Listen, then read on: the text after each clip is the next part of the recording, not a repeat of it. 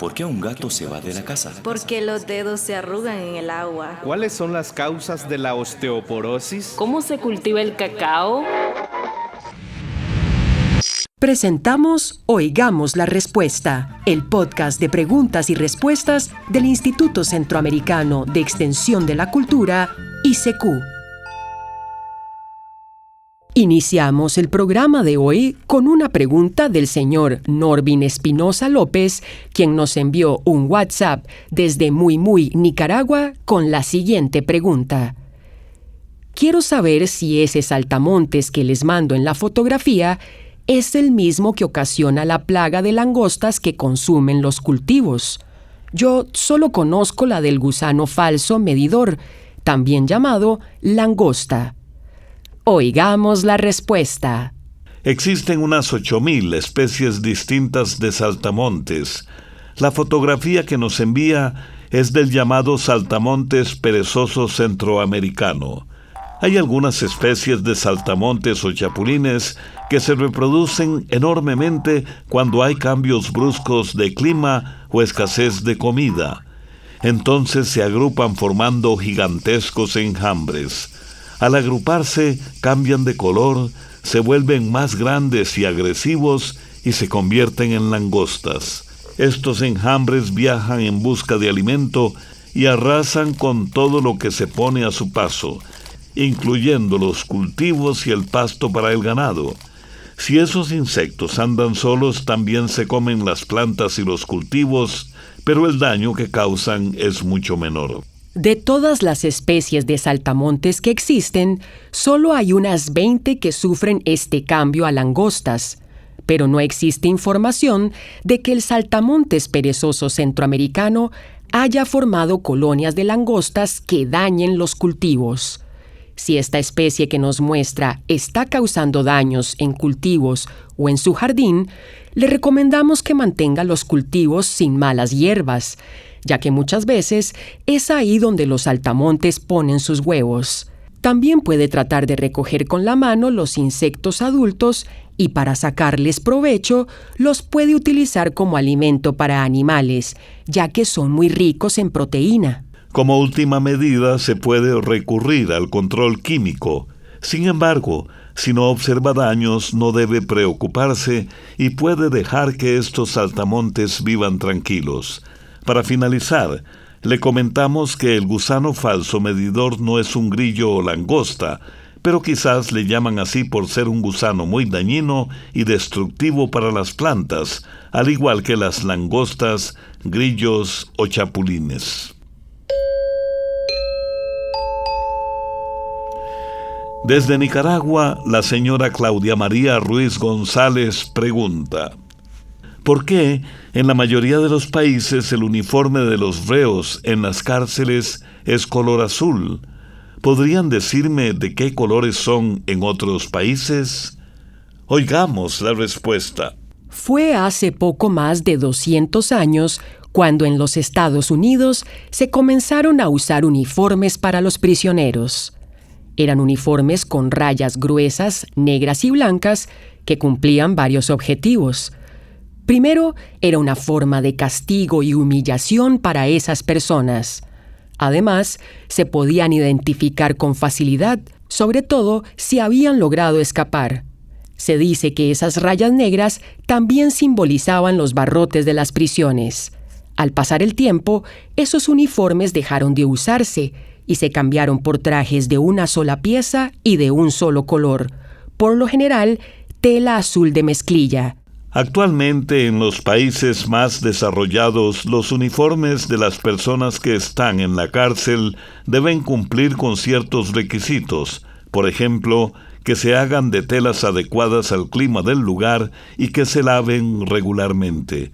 Y algo muy importante, que no puedan guardar u ocultar algún objeto con el que puedan atacar a otros, o bien algún producto como una droga.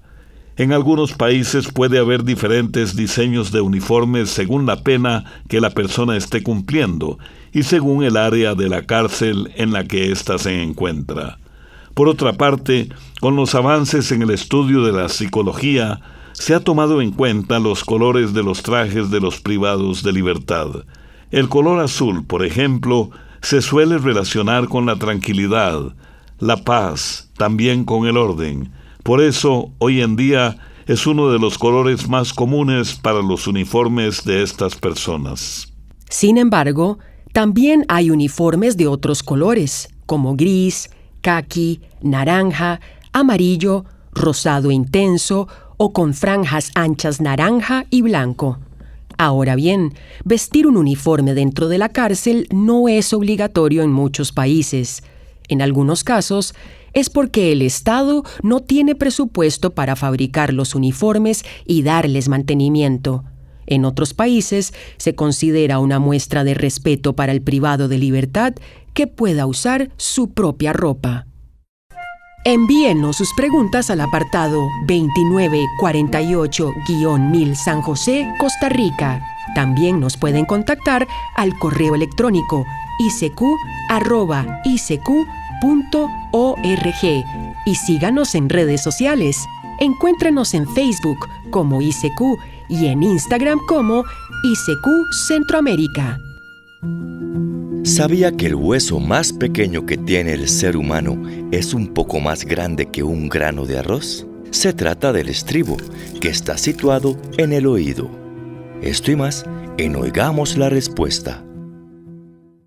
Recuerden que pueden escuchar música centroamericana en nuestro perfil de Oigamos la Respuesta en YouTube. Una estimada oyente nos envía un WhatsApp desde Santo Tomás, El Salvador, con la siguiente petición. Quisiera solicitarles información sobre la pastilla clorazepam.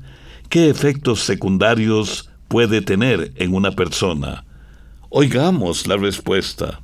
Antes de darle la información que nos pide, queremos explicarle algunas cosas importantes acerca de los medicamentos. Estos productos se fabrican para aliviar distintas dolencias, pero las sustancias con las que se fabrican algunas veces pueden afectar o alterar a otras partes del cuerpo. Esto es lo que se conoce como efectos secundarios. Todos los medicamentos tienen algún efecto secundario. Lo que pasa es que algunas personas casi no sienten estos efectos, mientras que otras tienen reacciones muy molestas y hasta graves. Los efectos secundarios que produce un medicamento los podemos leer en los empaques de ese medicamento y a veces son muchos, pero eso no significa que todas esas cosas le van a dar a la persona que los toma. Lo que pasa es que cuando se hacen las pruebas para producir un medicamento, lo toman muchas personas que participan en esas investigaciones. Luego se anotan las distintas reacciones que les producen a cada persona, desde las más leves hasta las más serias, las que le dan a muy pocas personas y las que le dan a muchas personas. El médico encargado de recetar el medicamento es el que tiene que evaluar el beneficio del medicamento, a pesar de los posibles efectos secundarios que pueda tener. A veces, las molestias debido al medicamento se sienten al principio y después se hacen más leves con el paso de los días. Hay veces que con solo cambiar la hora o el modo de tomarlos, desaparecen o disminuyen los efectos. Pero en otras ocasiones, el médico debe de cambiar el medicamento por otro que le dé menos efectos secundarios a la persona. Por eso, es importante comunicarle siempre al médico qué reacciones tiene con la medicina que le ha mandado para su padecimiento y no dejar de tomarla a menos que él se lo indique. Explicado todo esto, le diremos que el clorazepam se usa para tratar las convulsiones, pero a algunas personas se lo recetan para dormir. Este medicamento solo se vende bajo receta médica, pues es de uso delicado y solo debe tomarse bajo supervisión médica y en las dosis recomendadas por el doctor. Si el médico la recetó, no debe dejarse de tomar de repente. Es el médico el que tiene que explicar cómo debe dejarse. Los efectos secundarios por los que nos pregunta son muy variados. Entre ellos están mareos, sueño, problemas de memoria, problemas de equilibrio al caminar, respiración agitada, cambios en el estado de ánimo, ansiedad y ataques de pánico. Hay otros efectos más peligrosos que aconsejan ir al médico de inmediato, como dificultad para respirar o tragar o inflamación en la cara y en la garganta. Hola, mi nombre es Doña Ana. Les saludo desde Desamparados. En los años 70, cuando mi abuelita sintonizaba el programa y mis 3 hijas crecieron escuchando Escuela para Todos, ya son profesionales todavía, lo escuchan en YouTube cuando tienen tiempo. Les mando a todos un saludo a los hermanos que por medio de este programa nos conectamos. No importa la distancia, sino el deseo de aprender y compartir el conocimiento. El señor William Mendieta nos envió un WhatsApp desde Diriamba, Nicaragua, con la siguiente pregunta. Les escribo porque tengo un árbol de guanábana que solo florece, pero no logra fecundar la fruta. Deseo que me digan qué tengo que hacer para solucionar ese problema. Oigamos la respuesta. No nos cuenta usted, don William, la edad de su árbol de guanábana y tampoco si lo sembró por semilla o bien si es injertado. Los árboles que nacen por semilla pueden tardar hasta 5 años en dar sus primeras cosechas, es decir, que duran más tiempo que los injertados. Por otra parte, las flores de guanábana son hermafroditas, o sea que cada flor tiene ambos sexos. Sin embargo, la parte macho de la flor y la parte hembra maduran en tiempos distintos. Idealmente, la polinización se produce cuando ambas partes de la flor están maduras. Ese momento puede durar unas 36 horas. Entonces, si solo hay un árbol en un lugar, es normal que algunas flores no se polinicen.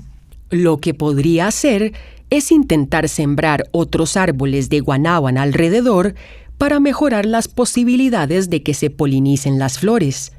Tampoco nos comenta si este árbol ya dio frutos en el pasado, pero ahora ha dejado de dar. Si este fuera el caso, podría intentar fertilizar el árbol para ayudarle en la producción de los frutos. Lo ideal siempre es mandar a hacer un estudio del suelo para conocer las necesidades de nutrientes y aplicar los fertilizantes adecuados. Sin embargo, si solo tiene un árbol, no vale la pena. Le estamos mandando por carta una guía básica para la fertilización de la guanábana. Hay algunas plagas que afectan las flores de la guanábana. La más común es la llamada polilla de la guanábana. Si este fuera el caso, puede aplicar algún insecticida como el clorpirifos, siguiendo las indicaciones del empaque. También es bueno mantener los alrededores del árbol libres de maleza. Sin embargo, la guanábana es un árbol que tiene las raíces muy superficiales. Por esa razón, si la limpieza se hace a machete, hay que tener el cuidado de no dañar las raíces. ¿Sabía que los niños copian los comportamientos de sus padres? Está demostrado por los profesionales en psicología que los niños imitan las conductas de sus padres a través de la observación. Esto y más en Oigamos la Respuesta. También pueden contactarnos a través de un mensaje de WhatsApp al teléfono código de área 506, número 8485-5453, o háganos sus preguntas al teléfono código de área 506, número 22 25 52 38, o al número 22 25 53 38. El señor Isaac González Rovira nos envió un correo electrónico desde Panamá con la siguiente pregunta. Quiero saber acerca del significado del nombre de Panamá. Oigamos la respuesta. Existen varias versiones sobre el origen de la palabra Panamá. Algunos historiadores piensan que la palabra Panamá viene del nombre que los indígenas de la zona le daban a un árbol al que llamaban Panamá. También se cree que Panamá era el nombre de un pueblo de pescadores situado a orillas del Océano Pacífico en lo que hoy es Panamá Viejo. pero la mayoría de las investigaciones dicen que Panamá significa, en el idioma de los indígenas caribe, sitio abundante de peces o lugar de mariposas, o bien abundancia de peces y mariposas. Hay otra teoría más que dice que la palabra Panamá surge de la frase Panamay, de la lengua indígena cuna, y que significa más allá. Sin embargo, le contamos que en varios libros de historia y el propio gobierno indican que la palabra Panamá significa abundancia de peces, árboles y mariposas.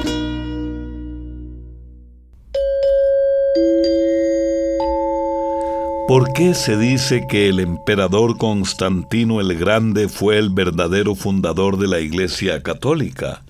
Es la pregunta del señor Rommel Araya Martínez desde San José, Costa Rica. Oigamos la respuesta. El fundador de la Iglesia cristiana fue Jesucristo.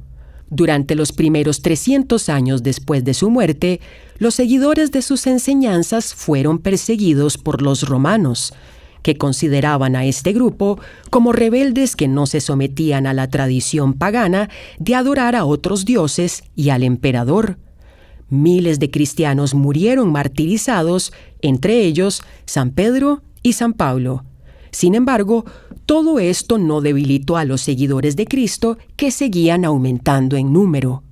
Finalmente, en el año 313, el emperador romano Constantino I decidió darles libertad. Entonces, Constantino I firmó una ley que le dio fin a las persecuciones de los distintos grupos religiosos que había en Roma, entre ellos a los cristianos. Esa ley o mandato se llamó Edicto de Milán y logró que los cristianos tuvieran los mismos derechos que los demás ciudadanos. También le devolvió a los cristianos los bienes que les habían decomisado los romanos. Asimismo, ofreció uno de sus palacios para que lo convirtieran en una catedral y ordenó construir otra iglesia en una colina de Roma que hoy en día es la famosa Basílica de San Pedro. Por todo esto, muchas personas le reconocen a Constantino el mérito de haber ayudado a la iglesia, pero eso no quiere decir que la fundara. La realidad es que la religión cristiana todavía tardó varios años en ocupar un lugar realmente importante. Esto sucedió en el año 380, cuando otro emperador llamado Teodosio la convirtió en la religión oficial de Roma. Con esta nueva ley, el cristianismo se extendió por todo el imperio romano. Los historiadores presentan a Constantino como el primer emperador cristiano, no solo por todo lo que hizo, sino también porque él mismo se convirtió al cristianismo.